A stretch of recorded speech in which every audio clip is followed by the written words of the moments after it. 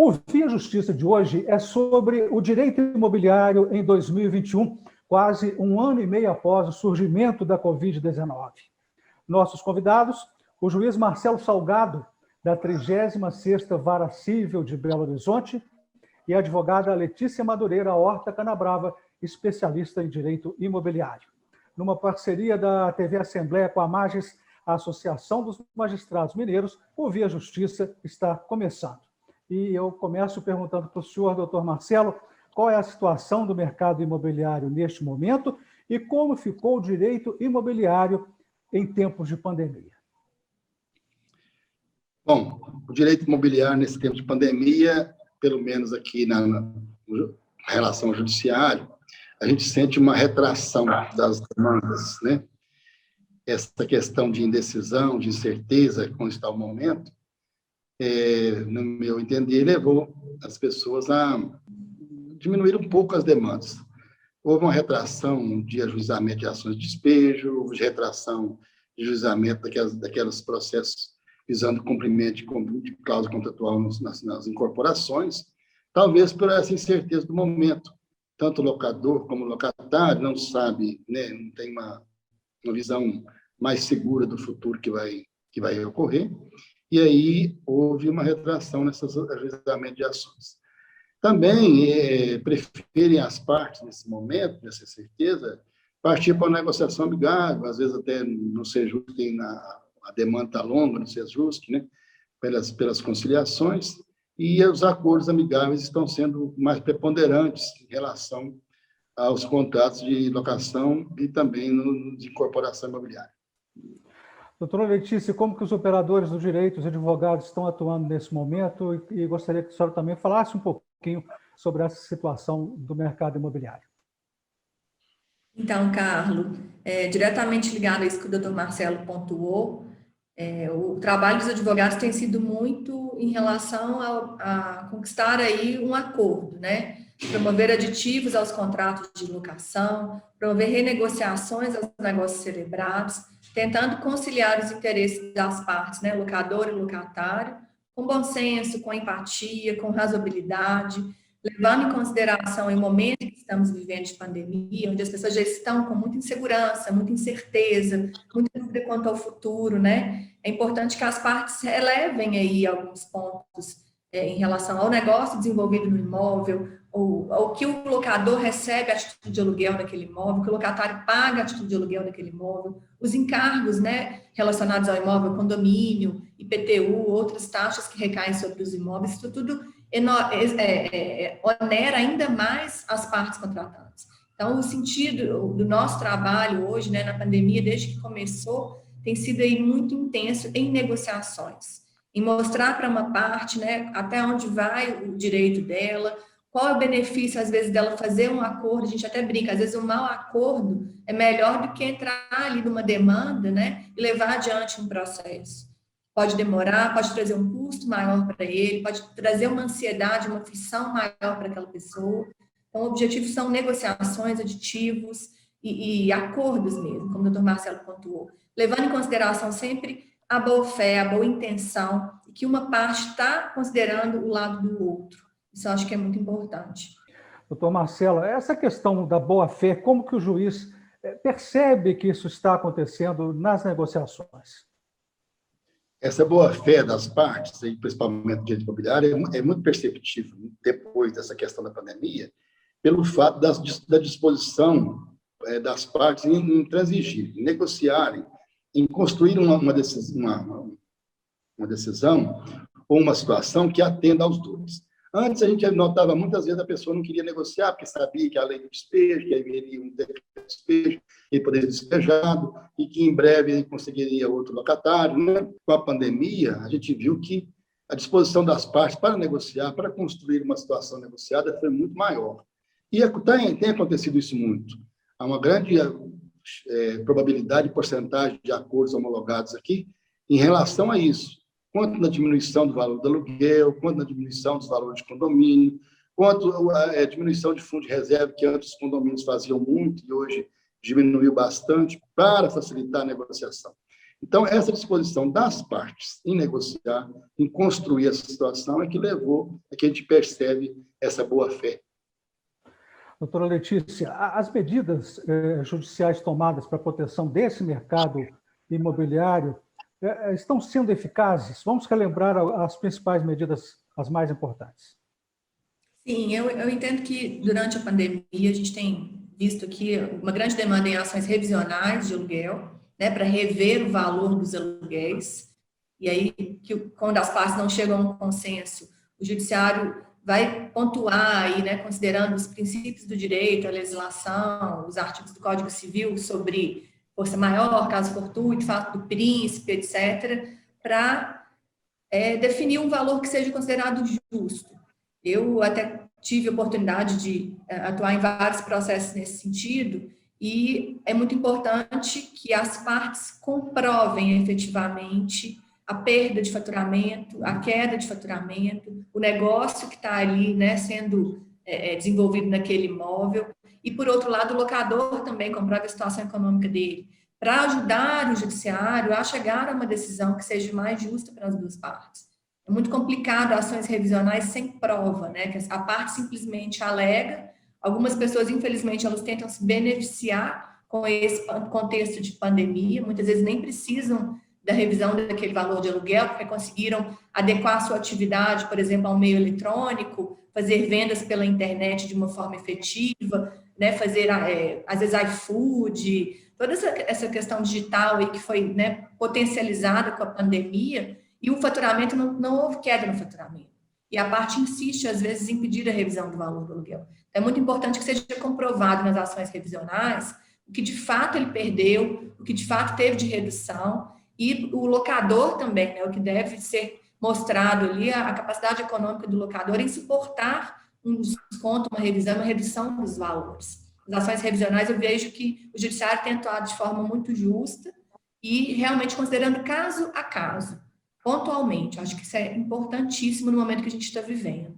Em relação às ações de despejo, como o doutor Marcelo citou, tivemos aí a Lei 14.010 do ano passado, que suspendeu o cumprimento dos despejos liminares até outubro do ano passado, né? Temos, inclusive, agora um outro projeto sobre isso em andamento, ainda não foi aprovado pela Câmara, mas que, se for aprovado, suspenderá os despejos até o final de 2021, né? O que traz aí para os locadores mais incerteza e mais insegurança em relação ao cumprimento dos contratos entre particulares.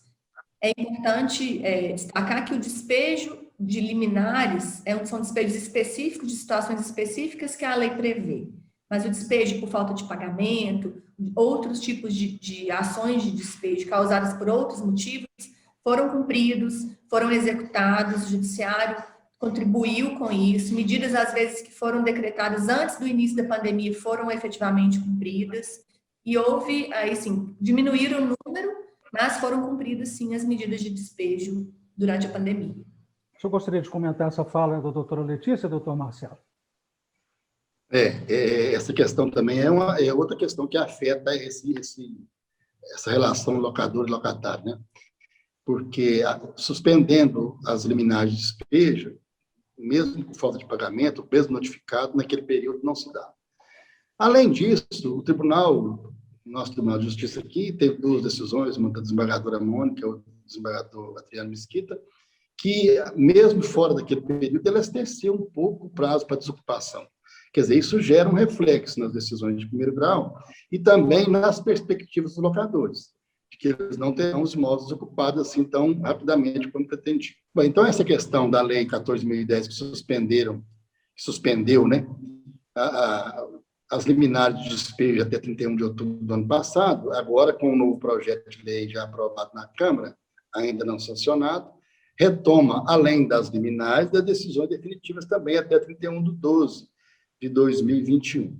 Isso afeta substancialmente a questão da locação, porque muitas vezes o pedido de despejo é por falta de pagamento, e esse pagamento, às vezes, é até o alimento do locador. Muitas vezes o locador só tem um ou dois imóveis, ou um imóvel só, que é a garantia do seu sustento, né? Fez esse bem a vida toda para ter uma renda no final da vida, e às vezes ele tem esse único alimento. Isso, essa fonte de renda como único alimento. Isso também afeta o locador e dá uma disposição maior para negociação, né? Leva para negociação, leva para o acordo, para a composição amigável, que talvez um despejo não seja tão interessante a demora do processo. Bom, essas questões, eu tinha dito também aí que essas questões da desocupação, com essa entrada dessa lei, nós também visamos a elastecer um pouco o prazo para a desocupação, desde que efetuado o pagamento. Muitas vezes o locador entra com uma ação de despejo e se daria em 15 dias após a notificação ou 15 dias do trânsito julgado da sentença. Nós estamos elastecendo um pouco, basta para 30 dias, para possibilitar o locatário se realocar, né? Se adequar ao local, por causa da questão de restrição de mobilidade que a pandemia acarretou. Ok. Nós vamos fazer agora um rápido intervalo. O Via Justiça volta em instantes.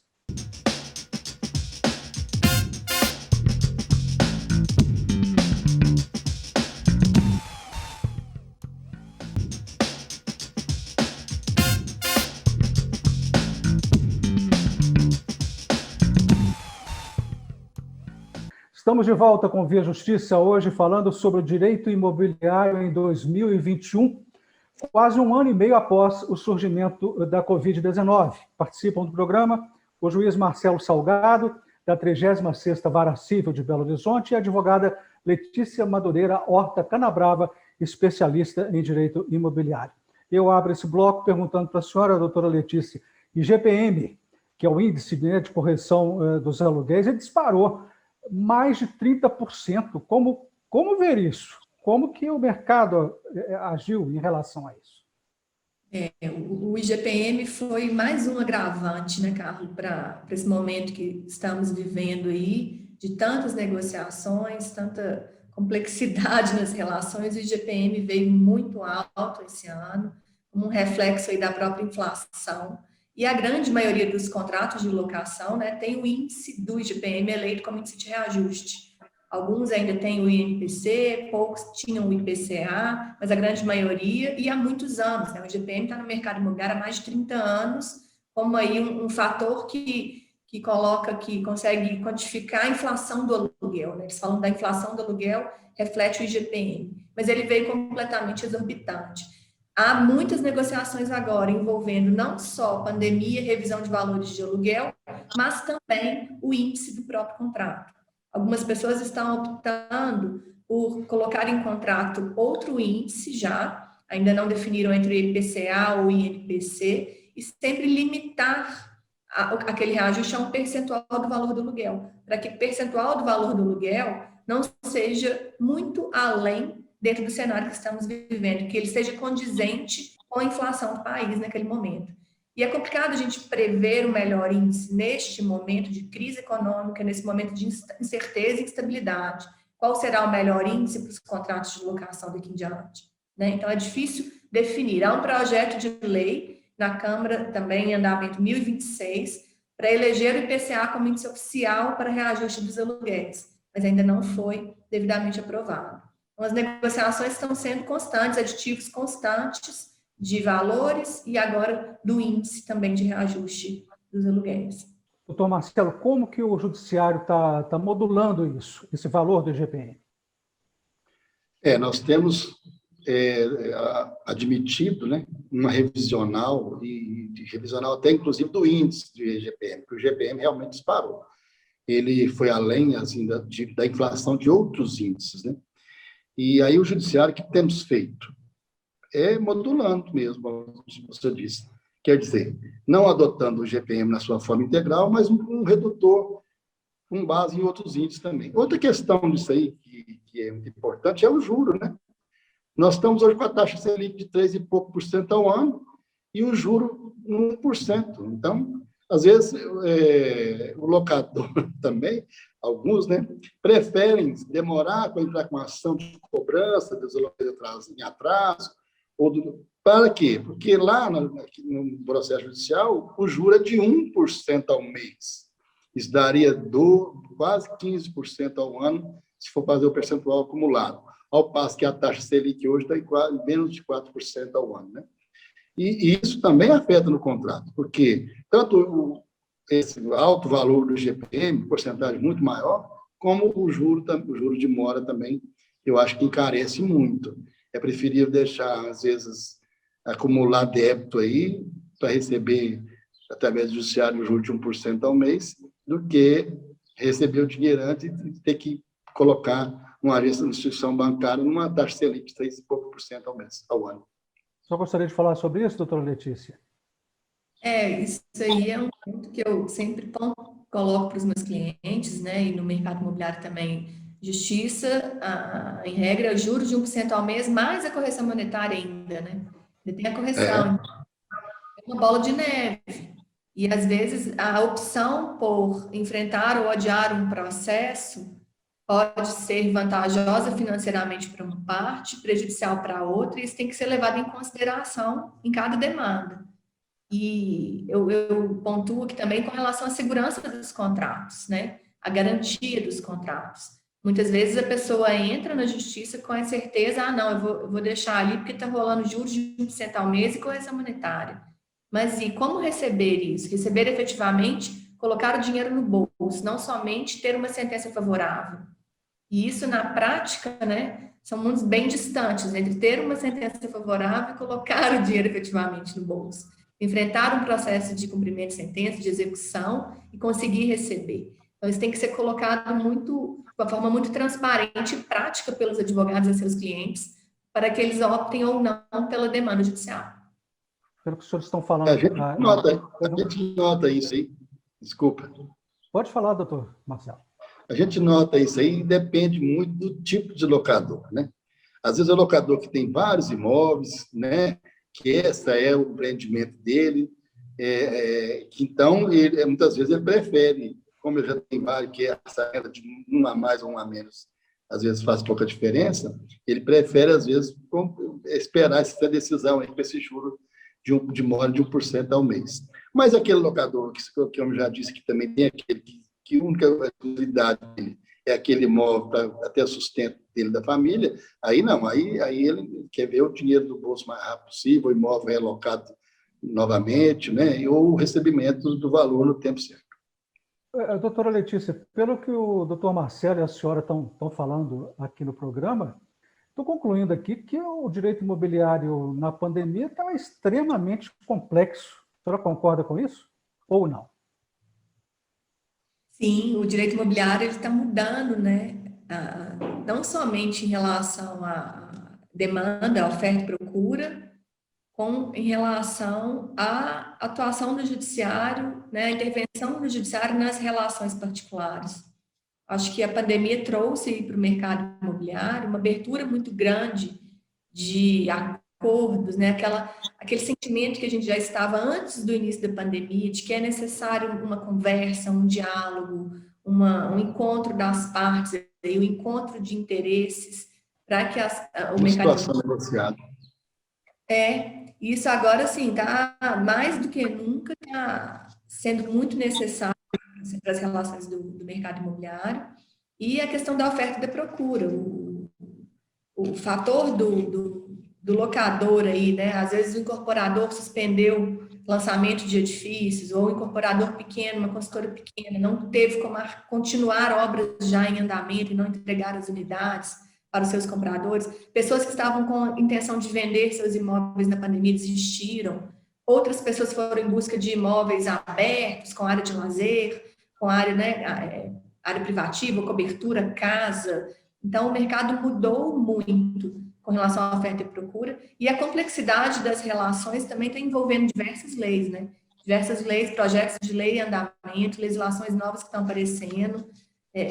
Os juízes mesmo tiveram... Quando começou a pandemia, eu falei, meu Deus, como será que os juízes vão enfrentar isso?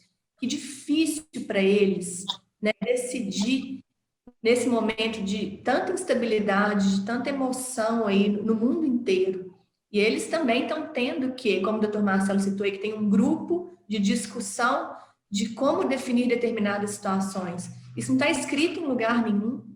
Eles é que estão tomando a iniciativa, né, de se unirem aí e chegarem a um consenso da melhor decisão para este momento específico. Isso é muito mais complexo do que o simples direito que está ali na lei, né, doutor Marcelo? Envolve muito mais coisa.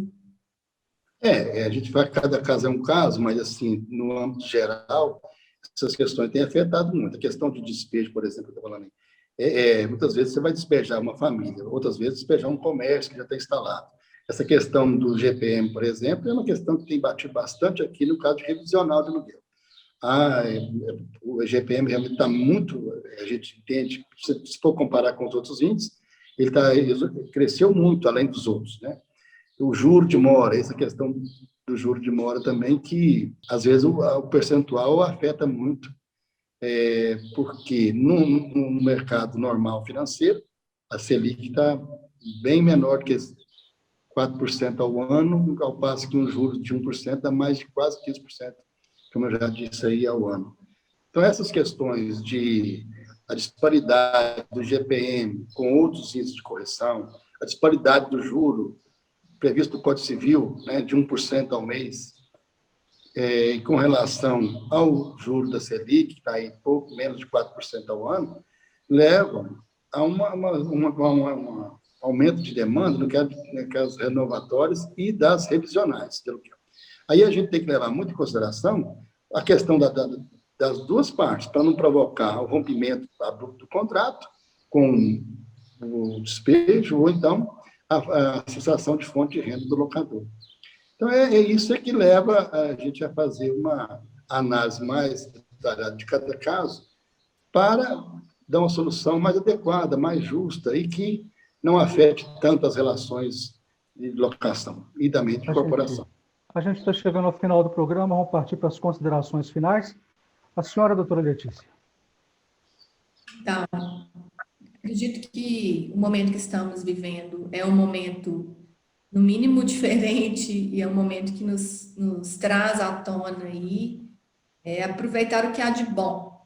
Acho que temos que tentar conciliar, tentar unir interesses, tentar ter empatia com o próximo e, dentro do mercado imobiliário, promover, de acordo com a demanda, com a procura, com a capacidade de cada uma das partes, aí, promover o bem comum, o bem para o crescimento da economia, o bem para o desenvolvimento das cidades, o bem para que o mercado continue um mercado ativo, acelerado, que gere renda, que gere emprego, que gere benefício para todos os envolvidos. E contando sempre com o judiciário, que está aí ao lado, aí, mais do que nunca, né, engajado nessas decisões de forma justa e de forma pontual, para que as relações sejam avaliadas pontualmente dentro do cenário de pandemia que a gente está vivendo. Considerações finais do senhor, doutor Marcelo.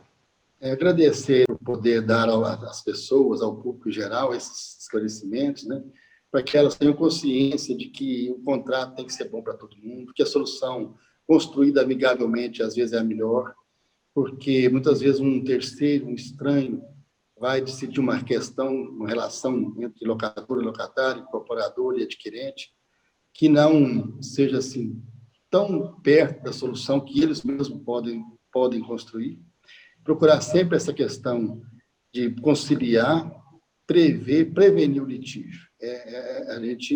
Nós precisamos construir essa cultura da composição, cultura do acordo, cultura da solução extrajudicial dos conflitos. Nós mesmos podemos solucionar nossos conflitos. Lógico que o judiciário está aberto para todos aqueles que não conseguirem conciliar e quiserem resolver suas questões na justiça. Não tem problema nenhum. Mas a cultura do acordo, da composição ajustada entre as partes é a melhor solução. Essa questão da pandemia tem levado a essa cultura, facilitado isso. E nós precisamos construir isso, que não está fácil de passar, não. Eu acho que ainda vai demorar bastante tempo. Muito obrigado ao senhor, muito obrigado à senhora pelas participações. O Dia Justiça de hoje termina aqui. Nós conversamos com o juiz Marcelo Salgado, da 36ª Vara Civil de Belo Horizonte, e com a advogada Letícia Madureira Horta Canabrava, especialista em direito imobiliário. O Via Justiça é uma parceria da TV Assembleia com a Magis, a Associação dos Magistrados Mineiros. Muito obrigado por sua audiência.